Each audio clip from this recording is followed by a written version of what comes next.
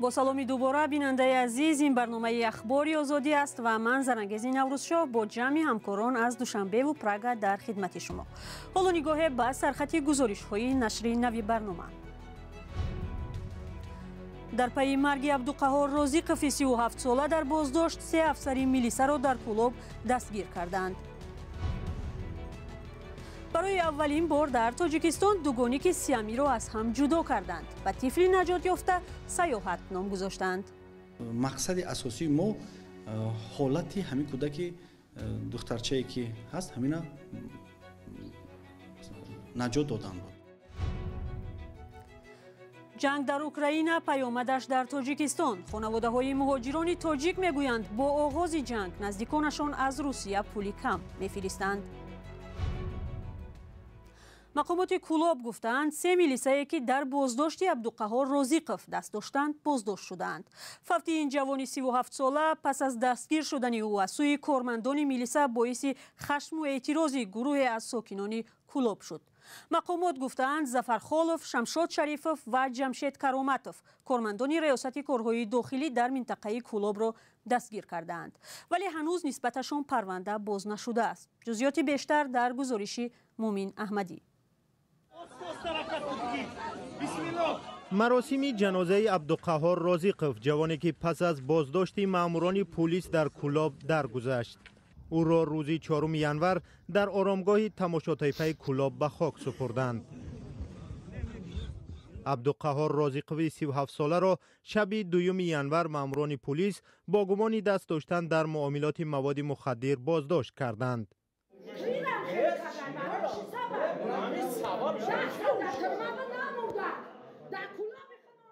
نزدیکانش دست داشتن او در فروش مواد مخدر را تهمت مینامند و میگویند او بر اثر شکنجه فوتیده است. وزارت کارهای داخلی تاجیکستان سبب مرگ او را استعمالی از حد بیش مواد مخدر نامید. روز 3 ینور دهها ساکن کلوب نزد سردخانه اعتراض کردند و از مقامات خواستند عاملان مرگ او را بازداشت کنند. مقامات گفتند که 3 میلیسا را بازداشت کردند، ولی هنوز عیب نسبت به آنها اعلان نشده است. خبر بازداشت میلیساها خشم اعتراضگران را پایان برد، ولی هنوز معلوم نیست که پرونده آنها تا کجا عادلانه تحقیق می شود. در بازداشت فوتیدن ساکنان هر سال ثبت می شود. سازمان های حامی حقوق انسان مقامات تاجیک را برای شکنجه بازداشت شده ها بارها تنقید کردند. برنامه را ادامه می‌دهیم. به طفل نوزادی که پس از انجام یک جراحی نادر زنده ماند سیاحت نام گذاشتند. پزشکان تاجیک در یک جراحی نو سیاحت و دوگانی که او را که با هم چسبیده بودند جدا کردند.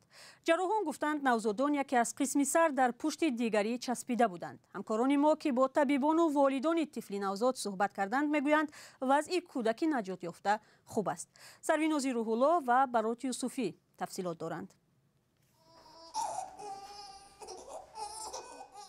سیاحت مرودова این طفل خرد 2 هفته قبل در بیمارستان ناحیه غوسه همچون دوگانیک سیامی به دنیا آمده بود. دوگانیکش که در بدن او چسبیده بود قابلیت رشد و زندگی نداشت. پس از 1 روز تولد دوگانیک های سیامی را به مرکز ملی طبی شفابخش شعبه جراحی های کودکان نوزاد آوردند.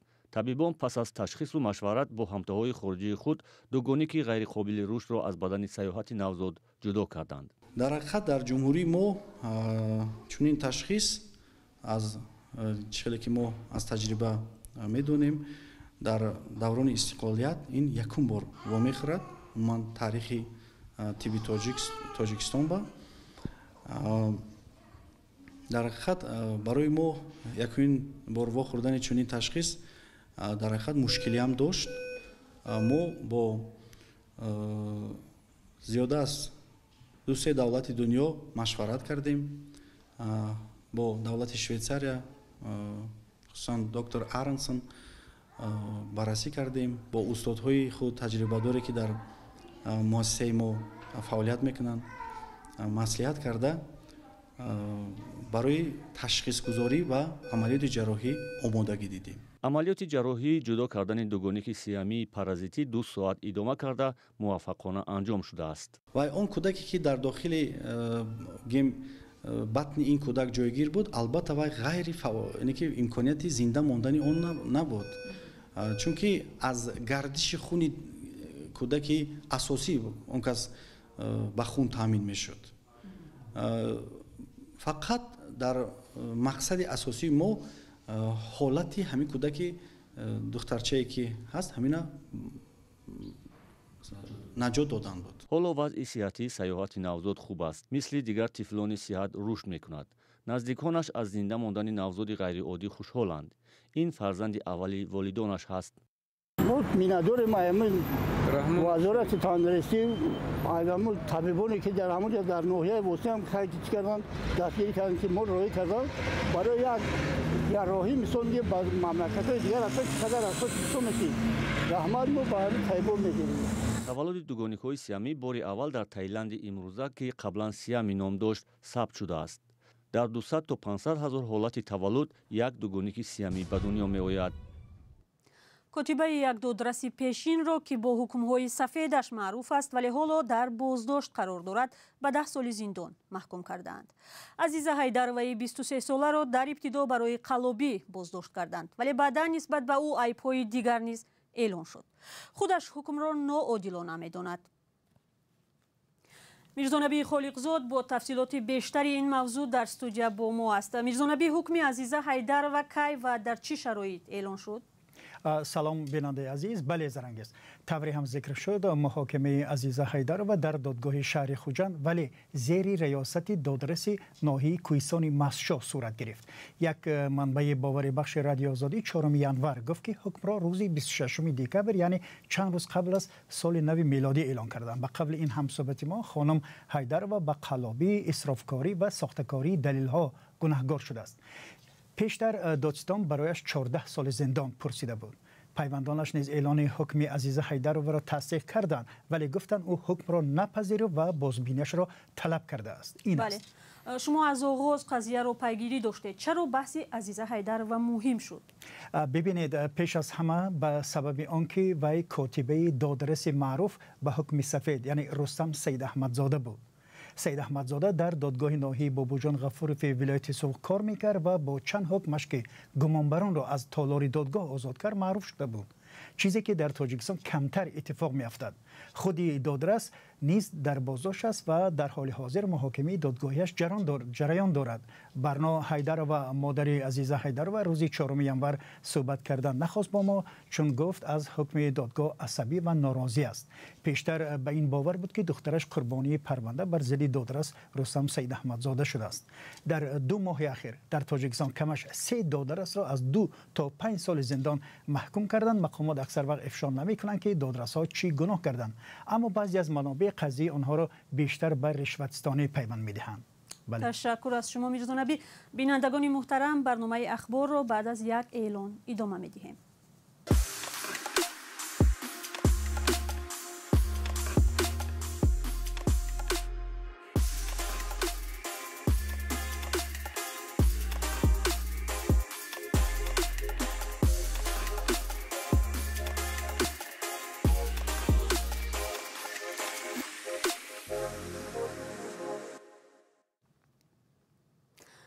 намояндагони ҳукумати қирғизистон гуфта буданд ки баҳси марзиро бо Тоҷикистон то охири соли 2022 ба поён мерасонанд. баҳс ниҳоӣ нашуд, вале як даргирии маргбор ва бесобиқа дар сарҳади ду кишвар дар соли 2022 ба ёд монд. Фарзон Муҳаммадӣ як соли ҷанҷолҳои марзии Тоҷикистону Қирғизистонро хулоса кардааст. марзи Тоҷикистону Қирғизистон роҳи як замон серравоо 2 сол боз баста аст.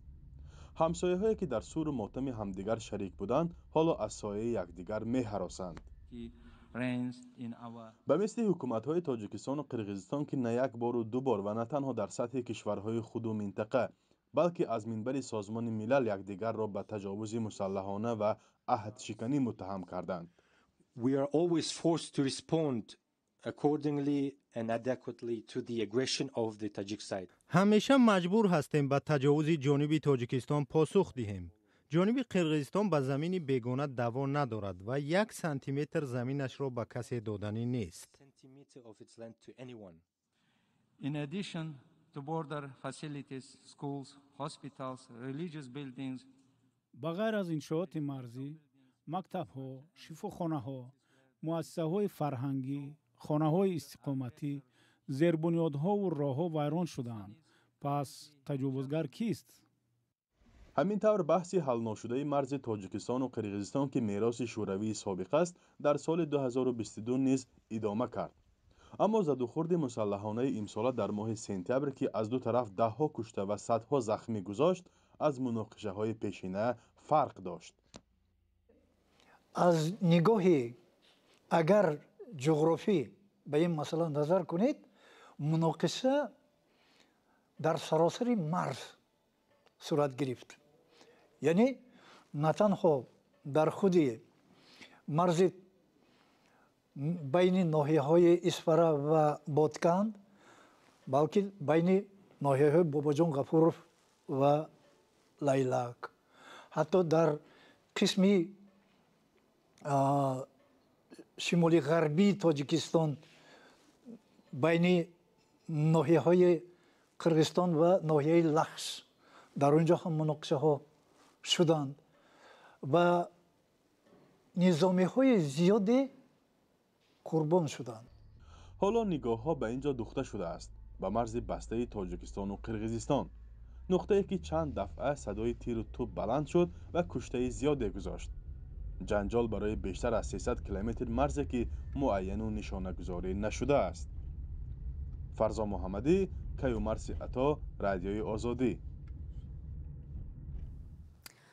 бинандаи азиз, шакли муфассали ин гузоришро метавонед дар фурсати наздик дар сомонаи озодӣ тамошо кунед. сандуқи байналмилалии пул мегӯяд бо оғози ҷанги Русия дар Украина ки моҳи феврал шурӯъ шуд, интиқоли пули муҳоҷирон ба Тоҷикистон кам шуд. Коршиносони ин ниҳод моҳи декабр гуфтанд дар сурати бадтар шудани аҳволи иқтисоди Русия мумкин аст интиқоли пули муҳоҷирон боз ҳам камтар шавад. коҳиши интиқоли пул зиндагии хонаводаҳои зиёдеро дар хатлон мушкил кардааст. маҳмудҷон раҳматзода тафсилоти бештар дорад.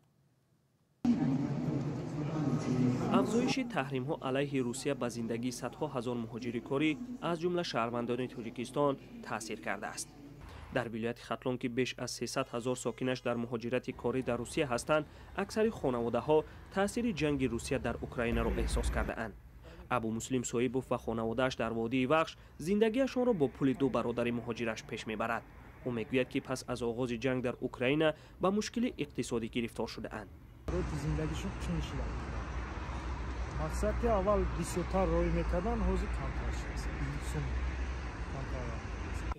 маркази машваратӣ ва омодагӣ пеш аз сафари муҳоҷирон дар шаҳри Бохтар мушкили 653 нафар муҳоҷирро шунавидааст. байни онҳо нафароне низ ҳастанд ки баъди ҷанг дар Украина ба мушкил гирифтор шудаанд. моҷарои байни Русия ва Украина сар шуд ва муҳоҷирон ба мо чӣ аз Россия занг зада мепурсиданд ва мушкилоташонро низ пешниҳод мекарданд. дар Тоҷикистон бекорӣ мушкили асосии сокинон аст ва агар кор ҳам пайдо шавад, маош сокинонро қонеъ намекунад. мақомоти кишвар мегӯяд ки беш аз 600 ҳазор шаҳрванд дар муҳоҷират ҳастанд, вале мақомоти Русия адади онҳоро беш аз 1 миллион нафар медонанд. ва як хабар. сафорати амрико дар шаҳри Тошканд ба узбекистониҳое ҳушдор дод ки тавассути хоки Мексика кӯшиши ворид шудан ба Иёлоти Муттаҳидаро доранд. дар хабарномаи сафорат омадааст ки ин афрод худро дар хатар мегузоранд. сафорат таъкид кардааст ки бо роҳҳои ғайриқонунӣ воридӣ амрико шудан ҳаргиз амн нест. намояндагии Иёлоти Муттаҳида аз муҳоҷирон даъват кардааст ки роҳҳои бехатар ва расмии ворид шудан ба амрикоро омӯзанд ва аз роҳҳои ғайриқонунӣ истифода накунанд. پایان برنامه اخباری آزادی. خبرهای نو با عکس و ویدیو را شما هر ساعت میتوانید در سامانه و صفحه های رادیوی آزادی در فیسبوک و اینستاگرام، یوتیوب و تلگرام و تیک توک و ادناکلاسنیکی پیدا و تماشا کنید. تا ملاقات در برنامه های بعدی. خدا نگهدار.